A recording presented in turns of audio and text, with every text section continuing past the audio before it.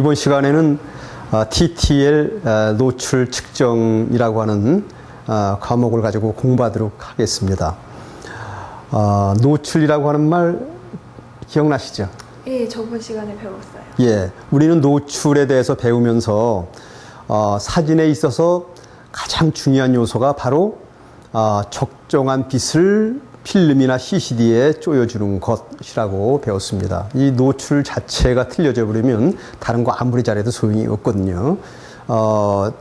적정한 빛보다 빛이 더 많이 들어오는 경우를 뭐라고 그러나요? 노출 과다요. 노출 과다, 여러분 아시죠? 노출 오버. 또 적정한 빛보다 빛이 적을 때는 노출 부족. 예, 노출 부족이라고 해서 둘 다 사진에 있어서는 치명적인 결함 현상이 됩니다. 노출이 과다가 되게 되면 중간 이상의 밝기는 모두 허옇게 뜨게 돼서 이거 뜨게 된다고 얘기하거든요. 디테일이 모두 사라지게 되고요. 또 노출 부족이 되면 중간 톤 이하의 밝기를 가진 피사체는 전부 어둡게 돼서 컬러의 재현이나 또 디테일 묘사가 되지 않기 때문에 그렇습니다. 그래서 적정 노출이라고 하는 것은 올바른 컬러를 재현하게 해주고 또 그 물체가 가지고 있는 어떤 그 디테일한 그 세부 묘사를 이렇게 해주는 가장 중요한 이런 역할을 하게 된다, 이렇게 생각하시면 되겠습니다. 자, 이 적정 노출이 만약에 잘못된다고 하면 우리는 좋은 작품은 포기해야 됩니다. 적정 노출을 일단 획득해 놓은 작품은 이제 그 작품이 확대가 되거나 또 어떤 다른 매체에 활용을 하게 돼도 모두 컬러나 또 디테일이 살아있지만 적정 노출에서부터 잘못된 작품은 아무리 다른 요소가 좋아도 그 작품은 사용 가치가 없어지게 되기 때문에 그렇습니다. 그러면 되게 중요한 기능이잖아요. 그렇죠. 이런 노출을 어떻게 조절을 하는 건지. 예, 여러분 적정 노출을 주는 거에 대해서는 노출에 대해서 배웠지만 또 세밀하게 우리가 조정을 하여야 되는 입장에서는 다소 좀 어렵다고 생각할 수도 있겠습니다. 그러나 지금 시대가 어떤 시대입니까? 좋은 시스템에 의해서 우리는 일을 처리할 수 있기 때문에 역시 카메라도 마찬가지로 여러분들 카메라에는 이제 어떤 그런 장치들이 있는데 지금부터 그 장치들을 활용해서 가장 적정한 노출을 얻을 수 있는 이제 그런 방법들을 찾아보게 될 것입니다. 노출계라고 하는 말 들어봤죠? 네, 저번 시간에 배웠죠. 네. 지금 제가 여기에 메고 있는 이것도 이제 일종의 노출계인데요. 이 노출계를 활용해서 빛의 상태를 카메라가 요구하는 것만큼 측정할 수가 있다라고 하는 것이죠. 자, 그전에는 카메라 외에 별도로 이런 외장 노출계라고 하는 것으로 측정을 했습니다만은 지금은 이러한 노출계가 카메라에 짜 넣어져 있습니다. 이걸 빌트인이라고 합니다. 즉 카메라 안에 들어왔다. 그래서 빌트인 익스포저, 이제 카메라 안에 노출계가 들어온 형태로 되어 있기 때문에 카메라만 가지면 이제 전문적인 노출을 우리는 모두 시행할 수가 있는데 더더군다나 요즘에 들어와서 이제 아주 편리하게 된 노출법이 바로 TTL 노출계라고 하는 것입니다. 자, TTL 노출계는 카메라의 렌스로부터 들어온 빛이 우리가 파인다라 볼 수 있는 그 상이 되는데 그 상을 그대로 보면서 거기 바로 그 위치에서 측정을 할 수 있다라고 하는 것입니다. 그래서 TTL은 through the lens, 렌스를 통과해서 들어온 그 빛을 그대로 측정한다라고 하는 뜻입니다. TTL 따라서 한번 해보십시다. TTL. 예, 요새 TTL이라고 하는 광고가 있는데요. 그건 사진하고는 상관없는데, 원래 원조 TTL은 카메라의 용어입니다. 자, 이 TTL 노출계는 상당히 편리합니다. 촬영자가 카메라로 화인다를 보고 별도의 조작이나 카메라 이동 없이 그대로 그 자리에서 노출값을 얻어낼 수 있기 때문에 그렇습니다. 그래서 TTL 노출은 굉장히 편리하고 강력한 노출 측정의 도구가 되는 것입니다. 지금부터 이 TTL 노출계를 가지고 어떻게 우리가 적정한 노출을 얻을 수 있는가에 대해서 이제 공부하게 될 것입니다. 그러면 예전에 자동으로 조절해주는 노출이 있었잖아요. 예, 예. 근데 이거 노출 조절 초점을 왜 또 다시 맞출 필요가 있는 건지. 예, 그렇죠. 예. 전에 우리가 자동 노출이나 이런 걸 배웠을 때 그 모드에만 놓으면 우리는 노출에 대해서 신경 안 쓴다고 배웠잖아요. 자, 그런데 왜 또 노출 측정을 왜 또 해야 되느냐? 그것은 우리가 보다 세밀하고 정밀한 노출을 측정하기 위해서 그렇고요.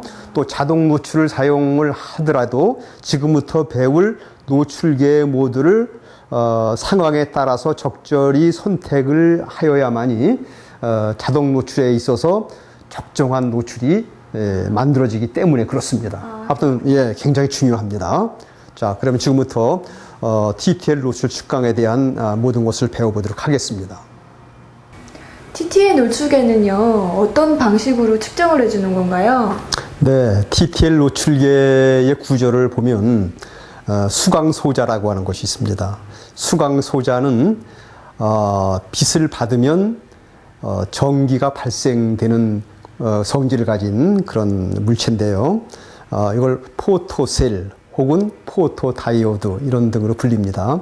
이런 수광소자가 배치되어 있어서 빛을 받으면 그 빛의 세기에 따라서 전류의 세기가 틀려지고요. 그 전류의 세기에 따라서 지침이 움직이는 정도가 틀리는 것을 이용해서 노출을 지시해주는 그런 구조를 가지고 있습니다. 이런 노출계의 종류에는 이제 옛날부터 지금까지 쭉 발전해 오면서 여러 가지 형태가 있는데요. 우선 첫 번째 형태가 그 바늘로 지시를 해주는 추침식이라고 하는 것이 있습니다. 네, 추침식. 자, 다음에 LED 불로 점등을 해주면서 지시를 해주는 LED 점등식이 있습니다. 예, 좀 발음이 좀 어려운데 한번 따라서 할까요? LED 점등식. LED 점등식. 네. 다음에 디지털 방식으로서 이제 숫자로 표시되는 방식이 있습니다. 이것은 좀 편리하죠. 그래서 적정 노출일 때는 뭐 제로가 나온다든지 또 노출이 과다됐을 때는 플러스 1, 플러스 2 이런 식으로 이렇게 표시된다든지 이렇게 숫자로 나오는 방식이 있고요. 똑같은 디지털 방식인데 요즘 가장 많이 쓰이는 방식입니다. 도트 방식이라고 그래서 조그마한 막대들이 일정한 노출 영역을 위아래로 플러스 마이너스로 왔다 갔다 하면서 노출의 과다를 이렇게 보여주는 그런 방식이 되겠습니다. 이렇게 이제 네 가지 방식이 있는데 한번 복습하는 의미에서 따라 하도록 하겠습니다. 추침식, LED 점등식, 디지털 숫자, 디지털 도트 방식. 예, 대부분 카메라들이 이제 요 중에 하나가 되겠고요.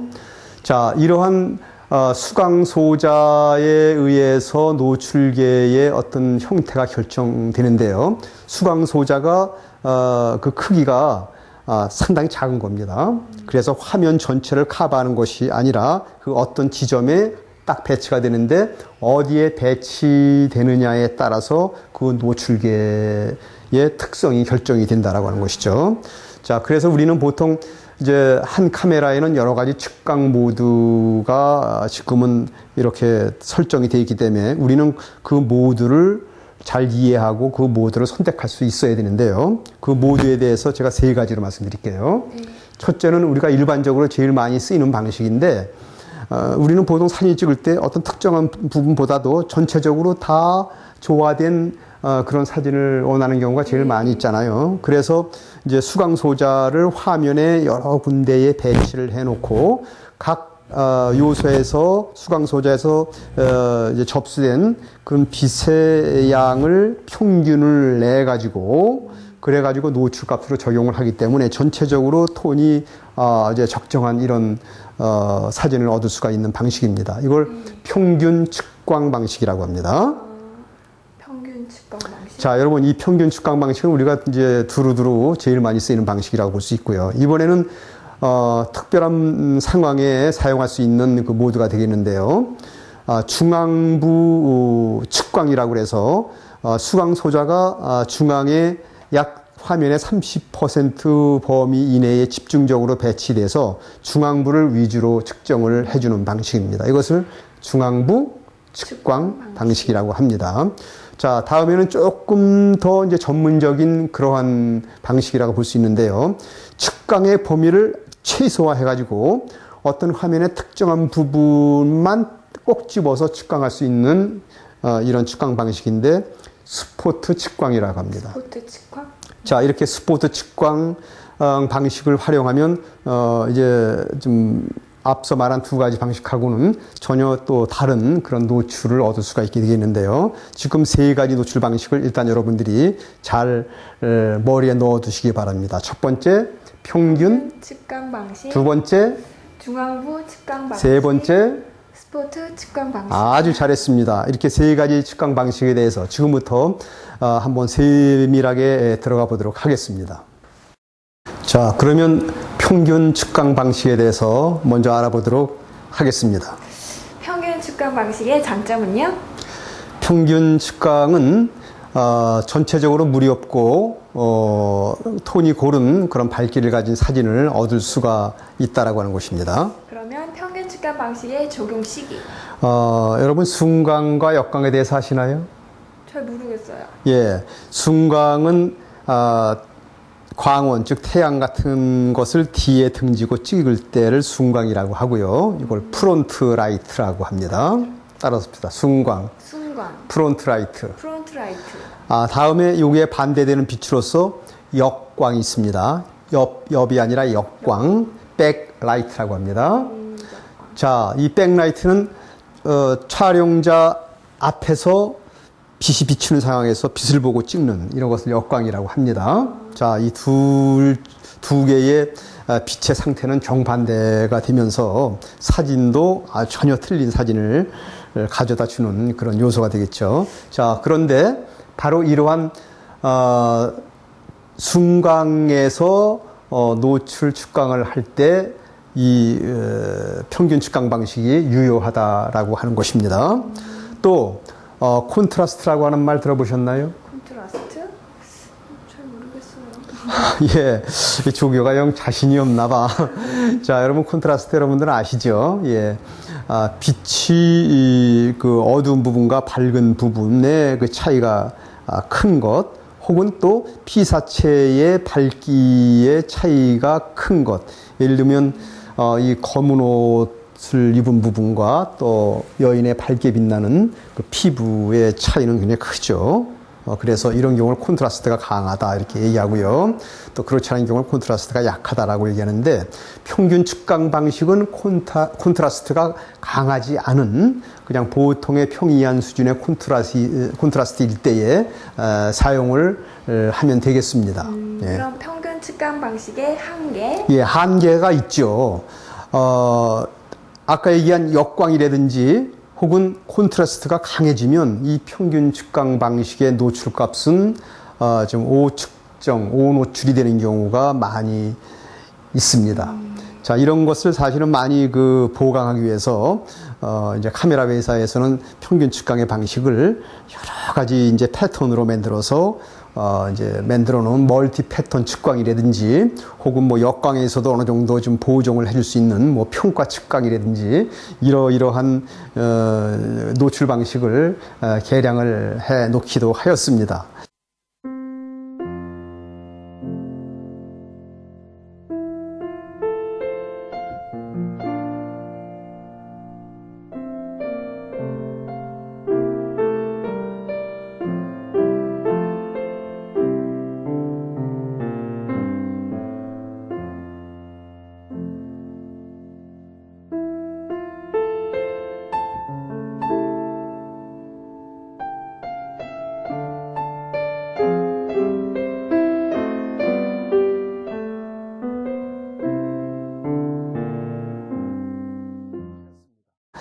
자, 다음으로 중앙부 중점 측광에 대해서 알아보도록 하십시다. 중앙부 중점 측광 방식의 장점은요? 예, 중앙부 중점 측광은 역광이라든지 또 주변부에 어떤 밝은 빛이 있는 이런 상황에서 굉장히 강한 위력을 발휘하고 있습니다. 그런 밝기에 구애하지 않고 본인이 원하는 그 부위만 집중적으로 측광을 할 수 있는 이런 장점이 있는 노출 방식이죠. 그러면은 중앙부 중점 측강 방식의 적용 시기. 예, 방금 말씀드렸듯이 이제 역광으로 촬영할 때나 혹은 콘트라스트가 이제 상당히 강한데 이걸 전체적으로 해다가는 뭔가 잘못될 것 같단 말이에요. 그러면 이제 그 중앙부 중점 측강 방식을 이용해서 자기가 원하는 주피사체를 측강을 하면 되는 것입니다. 중앙부 중점 측강 방식의 한계는요? 예, 혹시라도 이제 측강 부위를 잘못 선정을 하면 노출값이 달라진다라고 하는 거예요. 노출의 어떤 조화가 깨질 수가 있습니다. 물론 잘 알고 사용하면 좋습니다. 예.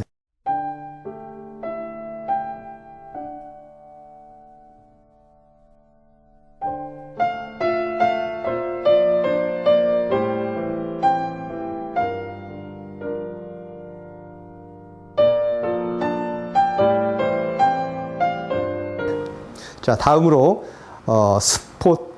스포트 측강에 대해서 한번 알아보도록 하겠습니다. 스포트 측강 방식의 장점은? 예, 스포츠 측강 방식은 여러분들이 조금 생소한 방식일 수가 있습니다. 이건 사실은 조금 프로들이 좀 많이 활용하는 방식이 되겠고요. 이 스포츠 측강 방식을 활용을 하려면 어느 정도 이제 노출에 대해서 조금 더 알아야 될 부분이 있습니다. 그거 이제 또 이어서 여러분들이 이제 배우게 될 것인데요.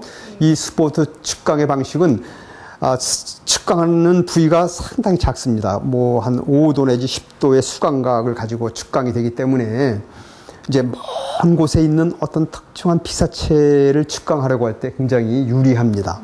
다른 방식으로는 측강할 수 없는데 이것으로는 측정할 수가 있고요. 또 이 스포트 측강의 프로의 사용 기법은 특정한 노출 부위를 선정을 해서 그 부위를 측정할 수 있다라고 하는 것입니다. 이런 것이 큰 장점이 되겠습니다. 그러면 스포트 측강 방식의 적용 시기는요? 예, 아까 말씀 또 드렸듯이 이제 먼 곳에 있는 작은 피사체를 측강할 때인데 이런 경우에 뭐 먼 곳에 있는 곳이나 가까이 있는 곳이나 뭐 노출 상황이 비슷하면 굳이 뭐 그럴 필요는 없는데 다른 곳은 어두운데 저 먼 곳에 있는 새 한 마리가 가지에 앉아있는데 거기만 햇살이 딱 비치고 있단 말이에요. 근데 이걸 다른 부위 측정하면 그 새의 노출을 맞출 수가 없어요. 이때 스포트 측강으로 먼 곳에 있는 새만 딱 잡아서 측강을 하면 그 새의 정확한 노출이 측정이 돼서 다른 곳은 어떻든지 간에 자기가 찍으려고 하는 그 새의 디테일은 정확히 살 수 있다라고 하는 것이죠. 이런 경우에 이제 스포트 측강을 활용하면 상당히 좋죠. 예. 마지막으로 스포트 측강 방식의 한계. 예, 이것이 좀 어려운 문제입니다. 스포트 측강은 어디를 측강하느냐에 따라서 노출의 편차가 굉장히 심하게 됩니다. 예를 들면 흰색과 검은색이 있는데 그 선 하나 사이로 흰색을 측강할 때와 검은색을 측강할 때의 차이는 몇 스톱의 차이가 나죠.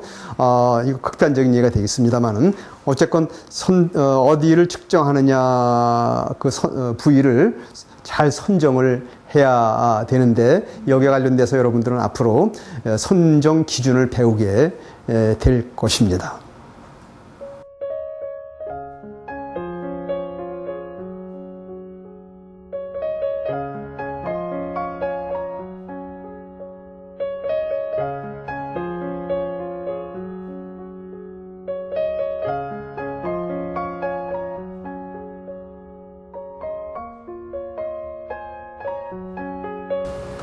지금까지 배운 측강 모드를 어떻게 선택을 해야 되는지 우리 잠시 생각해 보도록 하겠습니다. 제가 몇 가지 질문을 할 테니까 여러분들 한번 맞춰보시기 바랍니다. 조금 어려운 것 같지만 사실은 이거 배우면 두고두고 편리할 것이죠. 자, 먼저 풍경을 촬영할 때 측강한다고 하십시다. 이때의 빛의 상황은 순광이 되겠습니다. 순광의 풍경에서 여러분들은 어떤 측강 모드를 선택하시겠습니까? 평균 측강 방식이요? 네, 맞죠? 여러분도 평균 측강으로 이렇게 생각하셨죠? 자, 두 번째 질문 나갑니다. 이번엔 인물을 찍는데 그 인물이 역광이에요. 석양의 햇빛을 배경으로 해서 인물을 지금 찍으려고 합니다. 자, 여러분들은 어떤 측강 모드로 측강하시겠습니까? 중앙부 중점 측강 방식. 네, 그렇습니다. 우리 조교가 아주 그냥 잘하고 있습니다. 중앙부 중점 측강으로 하게 되면 역광의 강한 광원 때문에 인물이 어둡게 되는 것을 방지할 수가 있게 되겠습니다. 자, 이번에는 콘트라스트가 약한 피사체를 찍는 경우입니다. 뭐 흐린 날의 풍경이라든지요, 흐린 날의 도시의 어떤 풍경, 뭐 주로 이런 경우에 콘트라스트는 밝은 곳과 어두운 곳이 없는 약한 콘트라스트가 될 것입니다. 이럴 때 여러분들은 모두 전체적인 그 피사체를 고루 묘사하려면 어떤 모드의 측강 모드를 선택하시겠습니까? 평균 측강 방식. 네, 이제 여러분들 뭐 다 쉬우시죠? 자, 이번에는 콘트라스트가 강한 경우입니다. 그런 경우 여러 가지가 많이 있습니다. 햇빛을 직상을 받고 있는 인물도 그렇고요. 또 도심지에서 좀 저녁 때쯤에서 햇살을 받으면 햇빛을 받고 있는 건물과 또 그늘진 부분, 이렇게 해서 콘트라스트가 상당히 강하게 되는데요. 이럴 경우에 여러분들이라면 이제 어떤 측강 방식을 선택하시겠습니까? 중앙부 중점 측강 방식. 예, 콘트라스트가 강하기 때문에 역시 중앙부로 이렇게 하시되 어디를 측강하느냐를 잘 선정하여야 될 것입니다. 자, 또 하나 질문하겠습니다. 검은 배경 혹은 어두운 배경입니다. 자, 그런데 거기에 얼굴이 뽀얀 아가씨가 하나 서 있습니다. 자, 이때에 여러분들은 어떤 측강 모드를 선택하시겠습니까? 중앙부 중점 측강 방식. 네, 맞습니다. 중앙부 중점 측강으로 얼굴 부위를 중심으로 측강하여야 될 것입니다. 조금 거리가 멀다면 스포트 측강으로 하여야 될 것입니다. 자, 이번에는 밝은 배경이에요. 뭐 흰색 벽이라든지 혹은 또 기타 뭐 바닷물이 햇빛에 반짝거리는 아주 밝은 그런 광원에 있는 그런 배경으로 해서 한 여인을 촬영하려고 합니다. 자, 이럴 경우에 여러분들은 어떠한 노출 모드를 선택하시겠습니까? 중앙부 중점 측강 방식. 역시 그 인물에 중점적으로 측강을 하기 위해서 중앙부 혹은 필요에 따라서는 스포트를 선택해야 될 것입니다. 자, 이렇게 여러분들은 몇 가지의 상황에 대해서 이제는 이럴 때 이런 모드를 선택해야 되겠구나라고 하는 감을 잡으셨을 것입니다. 자, 그러면 이제 이걸 정리하는 의미에서요, 측강에 대한 기본 요령을 이제 말씀드리도록 하겠습니다. 제가 한 3가지를 말씀드릴 건데요.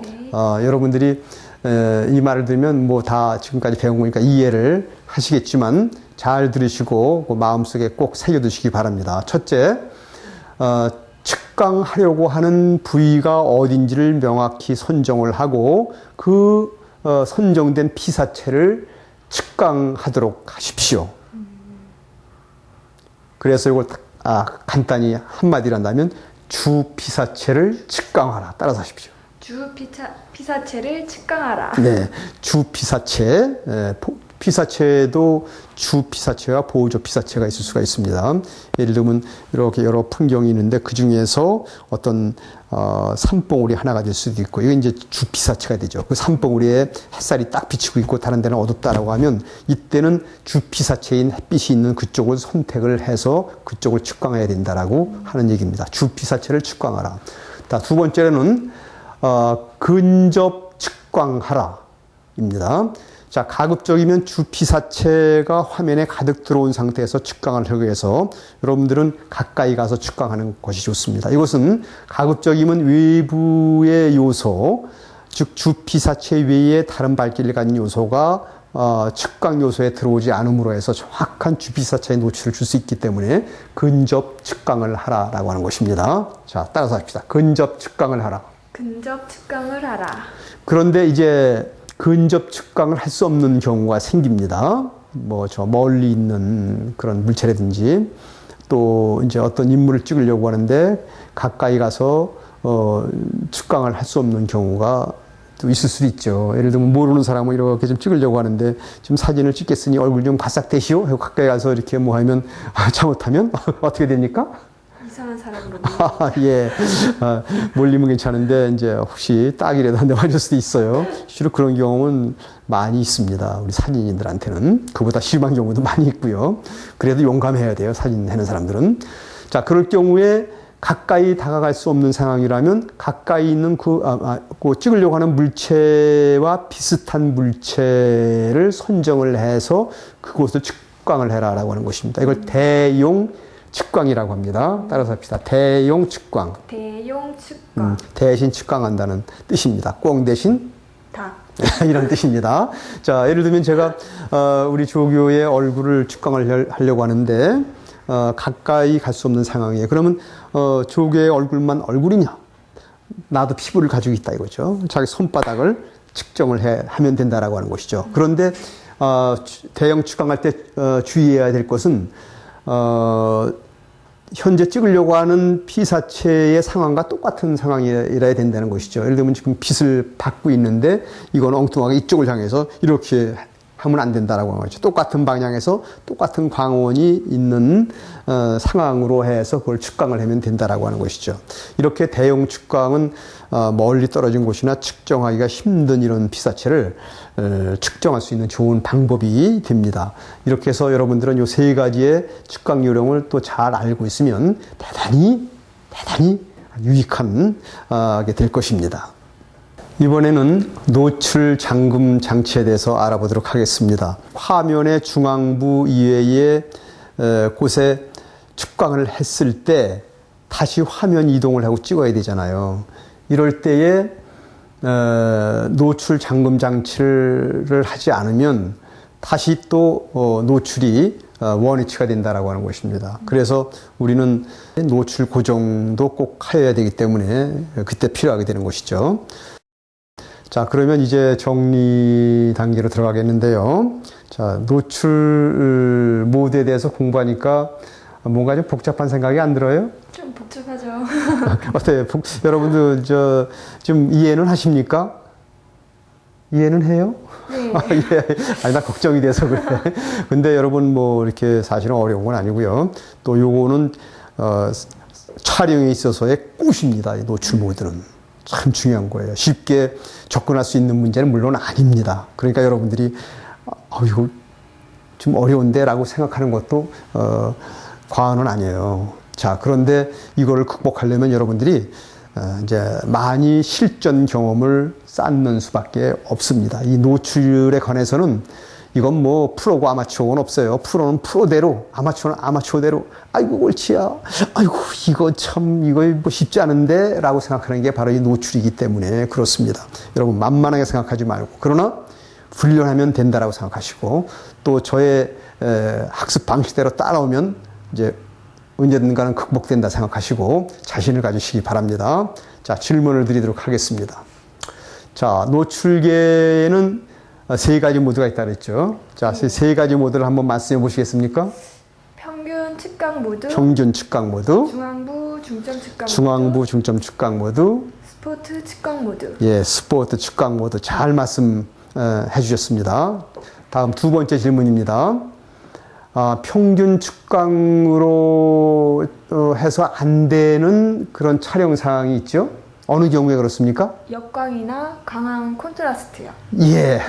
자, 역광이나 강한 콘트라스트를 이렇게 얘기했는데 실제적으로 여러분들이 이런 상황이 어떤 상황인지 경험을 쌓아봐야 됩니다. 햇살이 비치는 이런 곳을 향해서 실제로 인물을 놓고 촬영을 해봐야 되고요. 그래야 이제 이 말이 이해가 될 것입니다. 자, 세 번째 질문입니다. 중앙부 중점 측광에서 주의해야 할 점이 있어요. 무엇일까요? 측광 부위에 따라서요, 노출값이 크게 변한. 예, 아주 잘 대답해 줬습니다. 이 대답으로 봐서는 아주 그냥 최고의 사진을 찍을 것 같은데 사실은 또 거듭 말씀드리지만 촬영에 많은 훈련을 쌓고 경험을 쌓아야만이 가능한 이야기입니다. 중앙부 중점 측광에서는 어디를 측광하느냐에 따라서 노출값이 많이 차이가 납니다. 물론 측광하는 부위는 여러분들이 주 피사체 찍으려고 하는 그 부위를 측광하면 되겠죠. 괜히 엉뚱한데 이렇게 측광해 놓고 이렇게 찍으려는 사람은 없겠죠. 설마. 예, 제가 믿겠습니다. 자, 여러분 제가 여러분들에게 마지막으로 과제물을 이제 두 가지만 좀 내드리도록 하겠습니다. 역광의 상황에서 촬영을 해보시기 바랍니다.